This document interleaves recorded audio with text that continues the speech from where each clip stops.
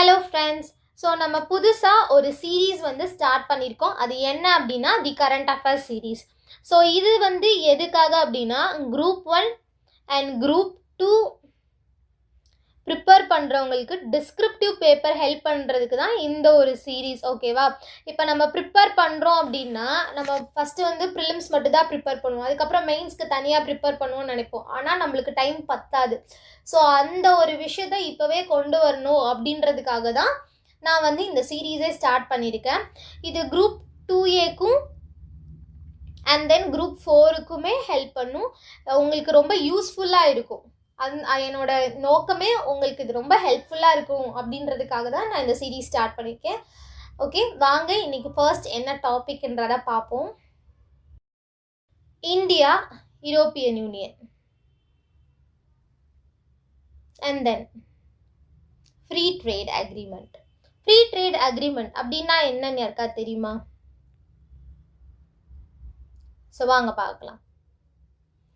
Free trade agreement அப்படின்னா it is a pact between two countries to reduce or eliminate tariffs and trade barriers. ஓகேவா?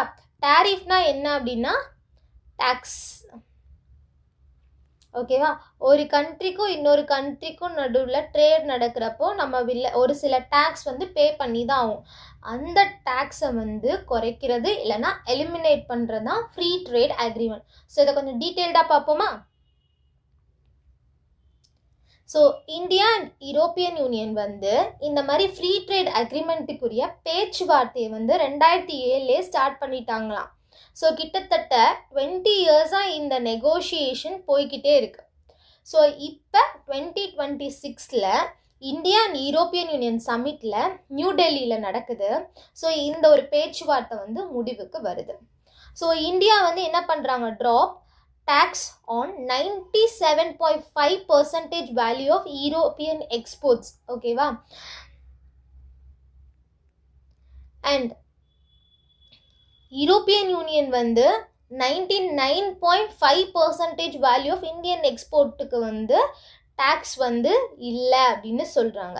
இந்த பில்ல என்னவா சொல்கிறாங்க அப்படின்னா மதர் ஆஃப் ஆல் டீட்ஸ் அப்படின்னு சொல்கிறாங்க. ஸோ இந்த ஒரு இது நடக்கிறப்பவே ஒரு விஷயம் லான்ச் பண்ணுறாங்க. என்ன அப்படின்னா செக்யூரிட்டி ஆஃப் இன்ஃபர்மேஷன் அக்ரிமெண்ட்.